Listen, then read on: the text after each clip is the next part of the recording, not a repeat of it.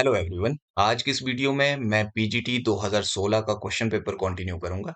आज का पहला क्वेश्चन है, an infinite series n is from 1 to infinity minus one raise to power n minus one into one upon n converges to. Options are, option a is log 2, option b is log 3, option c is 1, option d is 2 log 2।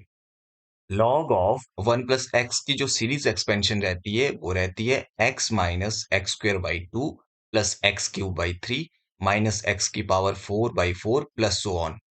अगर यहाँ पे हम x की जगह पे one रखें तो one plus one two हो जाएगा। तो हमें यहाँ से मिलेगा log of two equal to x की जगह पे वन रखा, वन माइनस वन का स्क्वायर वन होता है डिवाइडेड बाई टू प्लस यहाँ पे वन रखेंगे, वन की पावर थ्री वन होता है तो वन बाई थ्री यहां से मिलेगा, आगे हमें मिलेगा minus one by four plus so on. अब यहाँ पे अगर इस गिवन सीरीज को हम एक्सपेंड करेंगे तो हमें मिलेगा summation n is from one to infinity minus one raise to power n minus one into one upon n which is equal to, अगर n को वन रखेंगे तो पावर वन माइनस वन यानी जीरो मिलेगी, माइनस वन की zero power यानी one, और यहाँ पे भी n को वन रखेंगे तो वन अपॉन वन वन मिलेगा। तो पहली टर्म हमें मिली वन। अब अगर n को टू रखेंगे तो यहाँ पे n माइनस वन यानी two minus one plus one हो जाएगा, माइनस वन की वन पावर माइनस वन के इक्वल होती है तो यहाँ पे हमें माइनस मिलेगा, और यहाँ पे अगर टू रखेंगे n की जगह पे तो हमें वन बाई टू मिलेगा।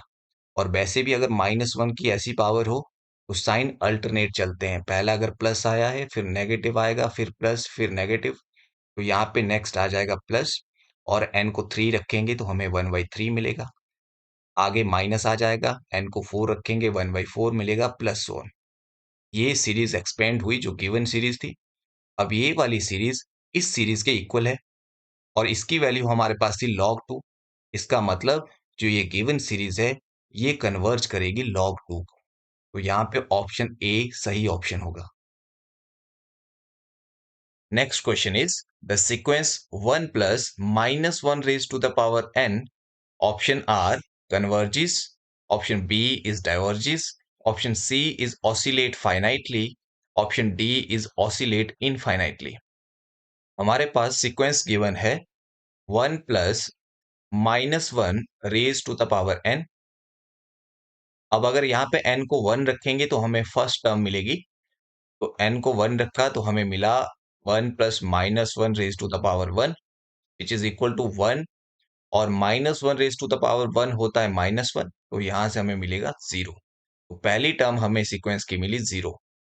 अगर n को टू रखेंगे तो हमें मिल जाएगा one plus minus one raise to the power two, यानी वन प्लस माइनस वन की टू पावर यानी पॉजिटिव वन, और यहां से हमें मिलेगा टू। तो नेक्स्ट टर्म मिली हमें टू। अगर n को थ्री रखेंगे तो हमें वापिस जीरो मिल जाएगा, n को फोर रखेंगे तो फिर से टू मिल जाएगा। तो इस तरह से हमें सीक्वेंस की टर्म्स मिली जीरो टू सो ऑन। अब अगर इस सीक्वेंस में देखें तो ये सीक्वेंस एक बार जीरो की तरफ जा रही है, फिर टू की तरफ जा रही है, फिर वापिस जीरो पे आ रही है, फिर से टू पे जा रही है, तो ये बेसिकली ऑसिलेट हो रही है जीरो और टू के बीच में। और यहाँ पे जीरो और टू क्योंकि फाइनाइट नंबर है तो ये बेसिकली ऑसिलेट होगी फाइनाइटली। ऑप्शन सी यहाँ पे सही ऑप्शन रहेगा। Next question is the sum of an infinite series 5 upon 1 into two into three plus 7 upon 3 into four into five plus 9 upon 5 into six into seven plus so on is. Options are, option A is 3 log 2 minus 1, option B is log 2 minus 1, option C is log 2, option D is 3 log 2। सबसे पहले हम इस series को नाम देंगे series an, जहां पे n रहेगा 1 से लेकर इंफिनिटी तक। तो हम यहाँ पे nth टर्म an फाइंड करेंगे, तो an हमें यहां से मिलेगा an इक्वल टू, अब क्योंकि यहाँ पे न्यूमरेटर में जो टर्म्स है वो 5 7 9 सो ऑन इस सीक्वेंस में जा रही है, तो हमें यहां से मिला 5 7 9 सो ऑन। ये क्योंकि एपी सीक्वेंस बन रही है क्योंकि कॉमन डिफरेंस इसमें 2 है। तो यहां से इसकी जो nth टर्म होती है एपी सीक्वेंस की, वो रहती थी a plus n minus one into D. ए जहां पे फर्स्ट टर्म होती है वो यहाँ पे 5 है, डी रहता है कॉमन डिफरेंस, वो यहाँ पे 2 है। तो यहां से हमें मिलेगा 5 plus n minus one into two, which is equal to 5 plus 2n minus two. और यहां से हमें मिलेगा 2n, 5 minus two is 3, plus 3। तो ये हमें nth टर्म मिली न्यूमरेटर की। तो ऊपर आएगा 2n प्लस 3। अब नीचे डिनोमिनेटर में जो हर टर्म की पहली टर्म है, जैसे यहाँ पे 1 है, 3 है, 5 है, सो ऑन, ये इस सीक्वेंस में जा रही है। 1, 3, 5, सो ऑन, ये भी यहाँ पे एपी सीक्वेंस बनाएगी। अगर इसकी nth टर्म हम फाइंड करेंगे तो वो हमें मिलेगी 2n माइनस वन। इसी तरह से जो बीच वाली टर्म है वो जा रही है 2, 4, 6, सो ऑन इस सीक्वेंस में। ये बेसिकली 2 के मल्टीपल हमें मिल रहे हैं। तो यहां से हमें nth टर्म मिलेगी 2n। सेम इसी तरह से जो थर्ड टर्म है वो जा रही है 3, 5, 7 इस सीक्वेंस में। यहां से जब हम nth टर्म an फाइंड करेंगे तो हमें मिलेगा 2n प्लस वन। अब इसके बाद अब यहां पे हम इस nth टर्म का पार्शियल फ्रैक्शन करेंगे। अब पार्शियल फ्रैक्शन में जब डिनोमिनेटर की डिग्री ज्यादा होती है न्यूमरेटर की डिग्री से, न्यूमरेटर में डिग्री 1 है, n की पावर 1 है, डिनोमिनेटर को सॉल्व करेंगे तो डिग्री 3 मिलेगी। डिनोमिनेटर की डिग्री ज्यादा है और डिनोमिनेटर में जो फैक्टर है वो लीनियर फैक्टर है, यानी हर फैक्टर की पावर 1 है। तो ऐसे केस में पार्शियल फ्रैक्शन के लिए एक थंब रूल काम में आता है। थंब रूल क्या कहता है? जैसे यहाँ पे पहला फैक्टर है 2n माइनस वन, हम क्या करेंगे, 2n माइनस वन को 0 के इक्वल पुट करेंगे और यहां से n की वैल्यू फाइंड करेंगे जो कि हमें मिलेगी 1/2। अब हम ये n की वैल्यू 1/2 बाकी जितने भी फैक्टर थे उनमें पुट कर देंगे।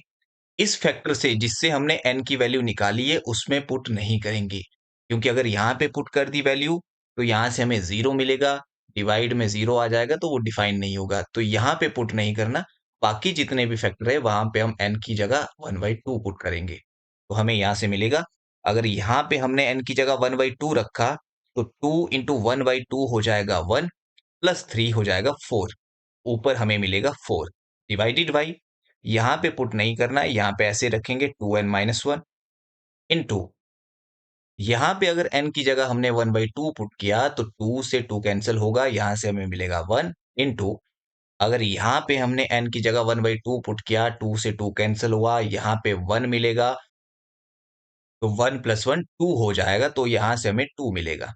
प्लस अब यहाँ पे दूसरा फैक्टर है 2n, अगर इसको 0 करेंगे तो यहाँ से n की वैल्यू मिलेगी 0, तो वो वैल्यू इस फैक्टर में पुट नहीं करेंगे, बाकी जितने भी फैक्टर है वहां पुट करेंगे।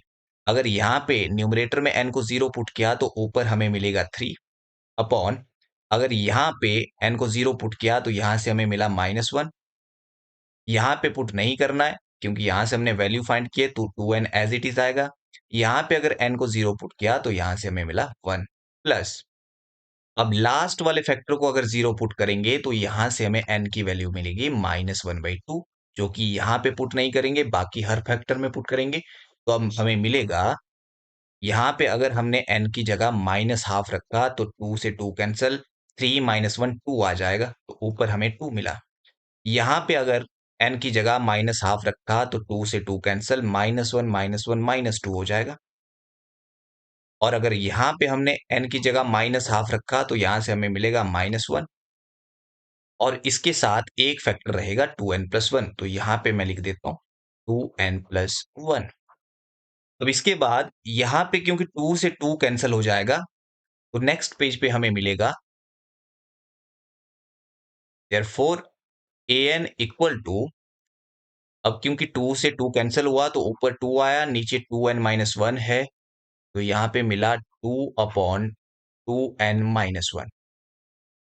यहाँ पे -1 था, ये माइनस इधर चला जाएगा और यहां से हमें मिलेगा 3/2n, -3/2n।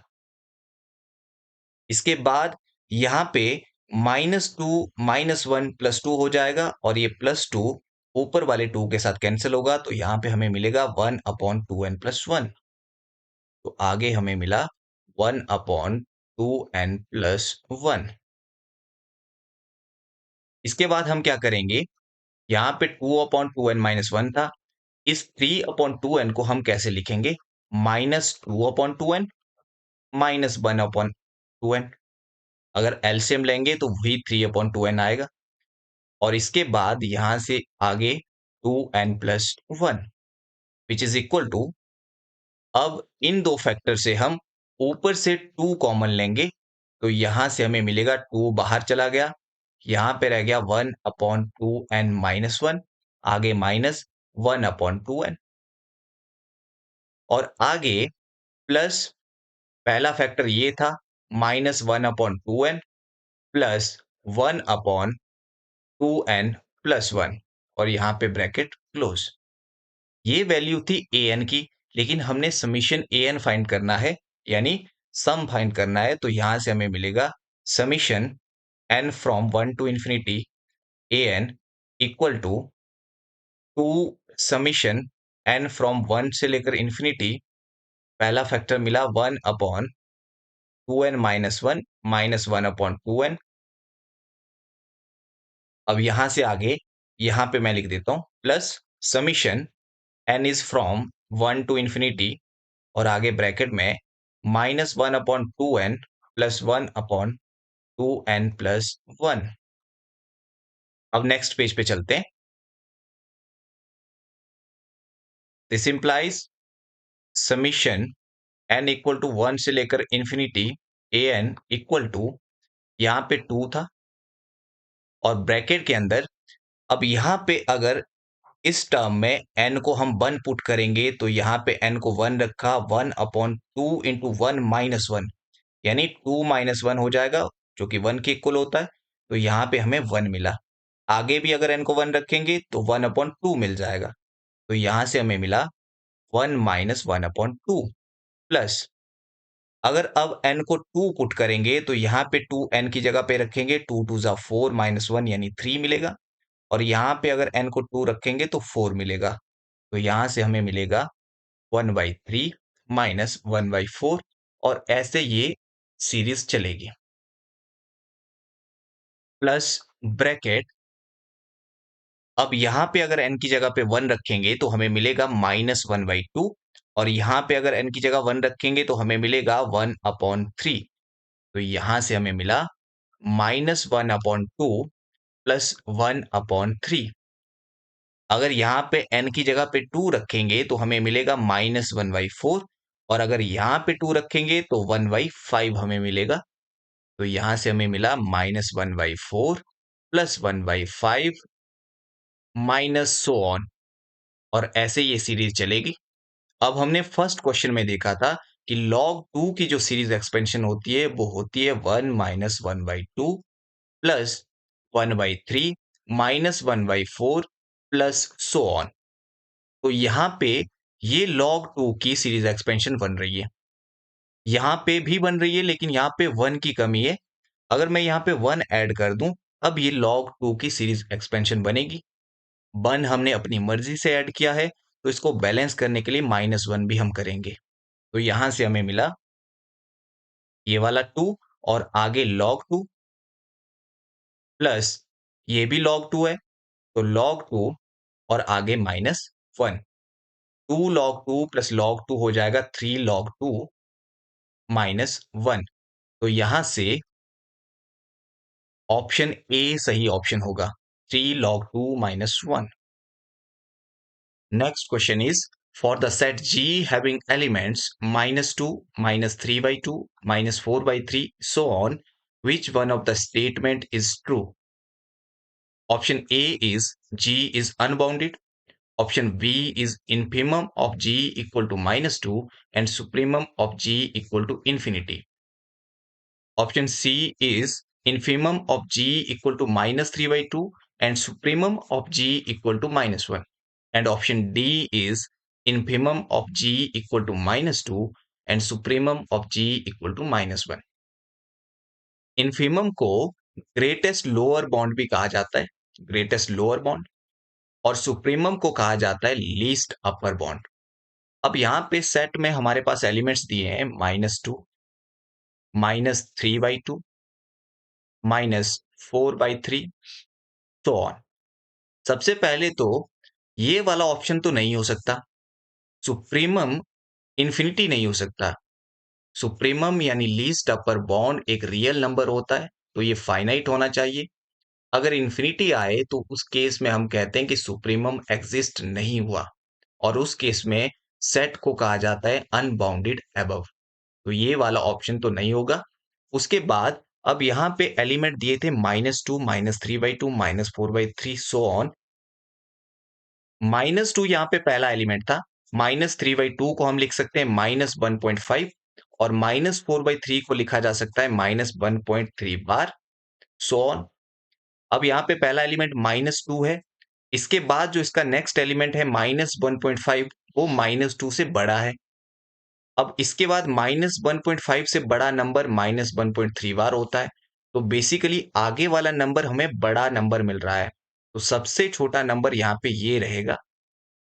तो ये यहाँ पे ग्रेटेस्ट लोअर बॉन्ड यानी इन्फिमम बनेगा। इन्फिमम यहाँ पे भी -2 था, पर ये ऑप्शन डिस्कार्ड हो चुका है। अब यहाँ पे इन्फिमम -2 है, तो ये ऑप्शन आपका करेक्ट ऑप्शन होगा, क्योंकि बाकी ऑप्शन में इन्फिमम -2 नहीं है। लेकिन फिर भी हम देखेंगे कि सुप्रीमम ऑफ जी -1 कैसे आता है। अब इसके लिए हम क्या करेंगे, जैसे हमारे पास एलिमेंट थे -2, -3/2, -4/3, सो ऑन। हम इसकी nth टर्म बनाएंगे।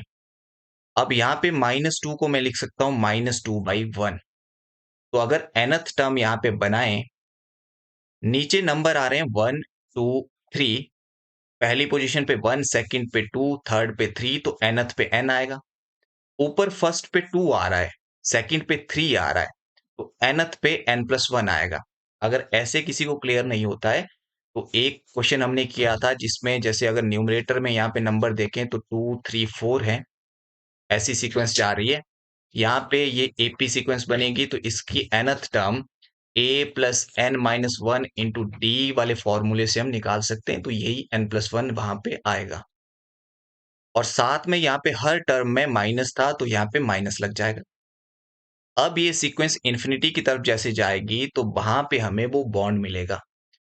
तो यहाँ पे इंफिनिटी पे वो बॉन्ड चेक करने के लिए हम बेसिकली इसकी लिमिट चेक करते हैं, nth टर्म की। तो यहाँ से हमें मिलेगा, माइनस बाहर आ जाएगा, लिमिट n अप्रोचेस इंफिनिटी, ऊपर से n कॉमन लेंगे जब भी, क्योंकि इंफिनिटी लिमिट होती है तो n को हम डिनोमिनेटर में रखते हैं, तो इसलिए यहां से n कॉमन लेंगे, अंदर 1 आ जाएगा, प्लस यहाँ पे n था नहीं, तो इसलिए 1/n हो जाएगा, डिवाइडेड बाई n था, n से n कैंसिल हुआ, तो यहां से हमें मिला माइनस, यहाँ पे 1 था, एज इट इज आएगा।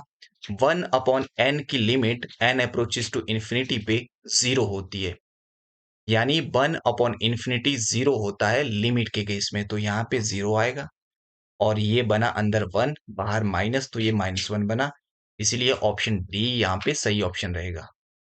Next question is the series summation 1/n plus -1 raised to the power n divided by √n is, options are, option A is convergent, option B is divergent, option C is oscillate finitely, and option D is oscillate infinitely। हमारे पास एक result होता है, result ये है कि अगर series an convergent series है and series bn divergent series है, then series an plus bn ये भी डाइवर्जेंट सीरीज होगी। तो इसी रिजल्ट का हम यूज करेंगे यहाँ पे हम दो सीरीज बनाएंगे, एक ये वाली 1/n वाली और एक ये वाली। तो यहाँ से हमें एक सीरीज मिल जाएगी, सीरीज 1/n, और एक सीरीज है series -1 raised to the power n divided by √n। इस वाली सीरीज के लिए हमारे पास पी टेस्ट होता है। पी टेस्ट कहता है कि अगर कोई सीरीज समेशन 1/n की पावर p टाइप की है और वहां पे p की वैल्यू ग्रेटर देन 1 है, तो वो सीरीज कन्वर्ज करती है, कन्वर्जेंट होती है। और अगर p की value less than equal to 1 है, तो वो सीरीज डाइवर्जेंट होती है। यहाँ पे अगर n की पावर देखिए तो 1 है, तो इसका मतलब p की वैल्यू 1 है और इक्वल टू 1 के लिए सीरीज डाइवर्ज करती है, तो ये वाली सीरीज डाइवर्जेंट होगी। और अब अगर इस सीरीज को हम देखें, अगर सीरीज में हमें -1 raise to the power n दिखता है, तो हमारे दिमाग में अल्टरनेटिंग सीरीज टेस्ट आता है। अल्टरनेटिंग सीरीज टेस्ट,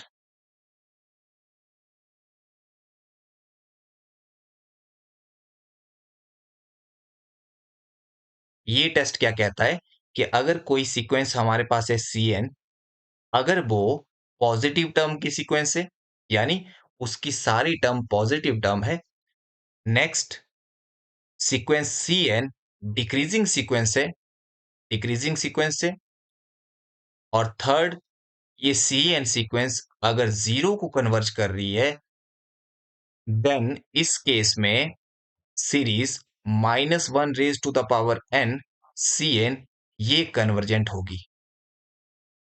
तो अगर इस सीरीज के साथ यहाँ पे गिवन सीरीज को कंपेयर करें, तो हमें Cn की वैल्यू मिलेगी 1/√n।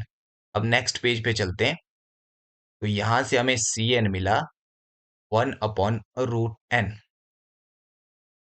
अगर इसकी टर्म देखें, n को 1 रखेंगे तो हमें मिलेगा 1/√1 जो कि 1 होगा। 2 रखेंगे तो 1/√2 मिलेगा। 3 रखेंगे तो 1/√3 मिलेगा। 4 रखेंगे तो 1/√4 यानी जो कि 2 के इक्वल होता है, ये मिलेगा। ये सीक्वेंस ये है। इसकी सारी टर्म क्योंकि पॉजिटिव है, तो पहली कंडीशन हमारी यहाँ से सेटिस्फाई हो गई कि Cn जो है यहाँ पे ग्रेटर देन इक्वल टू 0 है। अब यहाँ पे पहली टर्म सीक्वेंस की 1 थी, उसके बाद 1 से कम होके 1/√2 बनी। डिनोमिनेटर क्योंकि बढ़ गया, तो टर्म छोटी हो जाती है, और आगे डिनोमिनेटर और बढ़ गया, तो यहाँ पे टर्म और छोटी हो जाएगी, तो बेसिकली ये सीक्वेंस डिक्रीज कर रही है। तो यहाँ पे जो हमारा Cn है वो डिक्रीजिंग भी है, और साथ में अगर यहाँ पे n को इन्फिनिटी रखें तो 1/∞ हमें 0 मिलेगा। तो मतलब थर्ड जो कंडीशन होती थी कि Cn हमारा 0 को भी कन्वर्ज कर रहा है, तो बाई अल्टरनेटिंग सीरीज टेस्ट यहाँ पे summation -1 raise to the power n 1/√n ये जो सीरीज है वो कन्वर्जेंट होगी। तो यहां से हमें क्या मिला, ये वाली सीरीज हमें डाइवर्जेंट मिली, ये वाली सीरीज हमें कन्वर्जेंट मिली। एक सीरीज कन्वर्जेंट है, एक डाइवर्जेंट है, तो उनके जो सम की सीरीज बनेगी वो भी डाइवर्जेंट होगी। तो यहाँ पे ऑप्शन बी हमारा सही ऑप्शन होगा। Next question is the function fx equal to x minus mod x upon x is not continuous at options are x equal to 0, option B is x equal to 1, option C is x equal to 2, option D is x equal to 3। हमें ये बताना है कि ये जो function fx दिया है, ये किस पॉइंट पे कॉन्टिन्यूअस नहीं है।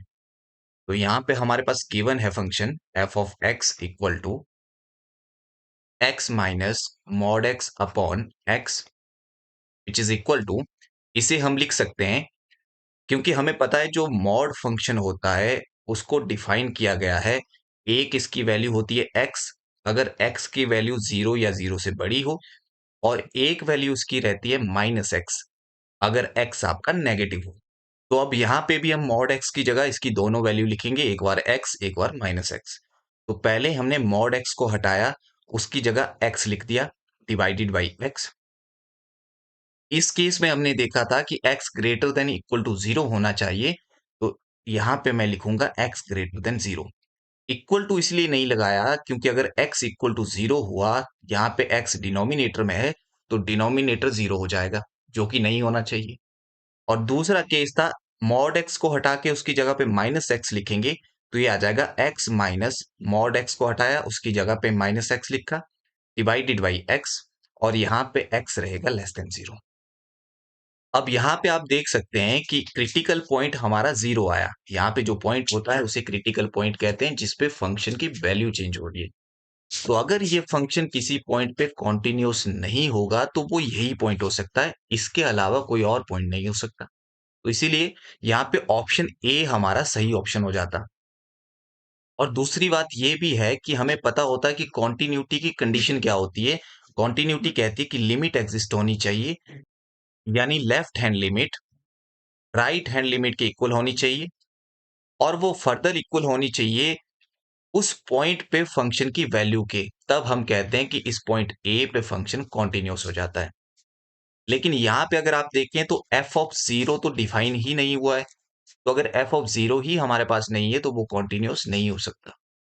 तो ऐसे भी आप कह सकते थे। या दूसरा, अगर आप यहाँ पे इस फंक्शन को फर्दर सॉल्व करते तो यहाँ से आगे हमें मिलता, यहाँ पे x माइनस एक्स जीरो हो जाता और जीरो अपॉन कोई पॉजिटिव नंबर जीरो ही रहता है, तो यहाँ पे आपको जीरो वैल्यू मिलती जब x ग्रेटर देन जीरो था। और यहाँ पे x minus minus x to x हो जाता, to x divided by x हमारा टू आ जाता x लेस देन जीरो के लिए। अब यहाँ पे लेफ्ट हैंड के लिए फंक्शन ये है, राइट हैंड के लिए फंक्शन ये है, तो लेफ्ट हैंड लिमिट टू आ जाएगी, राइट हैंड लिमिट जीरो आ जाएगी, जो कि इक्वल नहीं होगी। हमारी यही वाली कंडीशन अगर इक्वल नहीं हुई तो यहाँ पे लिमिट ही एग्जिस्ट नहीं होगी। लिमिट ही अगर एग्जिस्ट नहीं हुई तो कॉन्टिन्यूस तो हो ही नहीं सकता। तो इसीलिए यहाँ पे ऑप्शन ए हमारा सही ऑप्शन होता। Next question is the function fx equal to x square is options are option A is uniformly continuous on 0 to infinity. Option B is uniformly continuous on minus infinity to 0. Option C is uniformly continuous on minus infinity to infinity. And option D is uniformly continuous on every closed and finite interval. एक result हमारे पास होता है कि अगर कोई continuous function है closed and finite interval पे तो वो यूनिफॉर्मली कॉन्टिन्यूस हो जाता है। तो यहाँ पे फंक्शन एक्स स्क्वायर है, अगर एक्स स्क्वायर का ग्राफ देखें तो ये कॉन्टिन्यूस जा रहा है, कहीं भी ब्रेक नहीं हो रहा है। इसका मतलब एक्स स्क्वायर कॉन्टिन्यूस फंक्शन होता है। और साथ में क्योंकि हमने चेक करना था ऑप्शन डी में every closed and finite interval के लिए, तो continuous function on closed and finite interval ये यूनिफॉर्मली कॉन्टिन्यूस होता है। तो ऑप्शन डी यहाँ पे सही ऑप्शन होता। बाकी ऑप्शंस में क्योंकि किसी में इन्फिनिटी है, किसी में माइनस इन्फिनिटी है या फिर माइनस इन्फिनिटी इन्फिनिटी दोनों है, तो इन्फिनिटी के केस में ये यूनिफॉर्मली कॉन्टिन्यूस क्यों नहीं होता है? इसके लिए एक रिजल्ट हमारे पास होता है कि अगर किसी फंक्शन की अनबाउंडेड स्लोप है पैरेलल टू वाई एक्सिस, इसका मतलब वो नॉट यूनिफॉर्मली कॉन्टिन्यूस होगा। जैसे अगर ये वाला पहला ऑप्शन ले, इसमें पॉजिटिव इन्फिनिटी है, तो पॉजिटिव इन्फिनिटी में अगर देखें तो फंक्शन आपका पैरेलल टू बाई एक्सिस जा रहा है और इन्फिनिटी की तरफ जा रहा है, यानी इसकी जो स्लोप है वो पैरेलल टू बाई एक्सिस आएगी। तो यहाँ पे ये नॉट कॉन्टिन्यूस हो जाएगा और बाकी ऑप्शंस के लिए भी यही रीजन रहेगा। लेकिन अगर आप ये कहें कि ऑप्शन डी में रिजल्ट क्यों नहीं लगा, तो ऑप्शन डी में हमारे पास क्लोज्ड एंड फाइनाइट इंटरवल था। हम मान लेते हैं closed and finite interval a b. तो यहाँ पे हमने ए लिया क्योंकि फाइनाइट नंबर था, यहाँ पे हमने बी लिया फाइनाइट नंबर था। तो आपका जो ग्राफ है वो यहाँ तक होगा और यहाँ पे यहाँ तक होगा, तो इसकी स्लोप अनबाउंडेड नहीं होगी क्योंकि यहाँ पे यहाँ तक हमारा ग्राफ आ रहा है, इन्फिनिटी तक नहीं जा रहा है इसीलिए। तो इस वजह से हमारा ऑप्शन डी यहाँ पे सही ऑप्शन होगा। इस क्वेश्चन पेपर के बाकी क्वेश्चंस मैं नेक्स्ट वीडियोस में करूंगा। So thank you.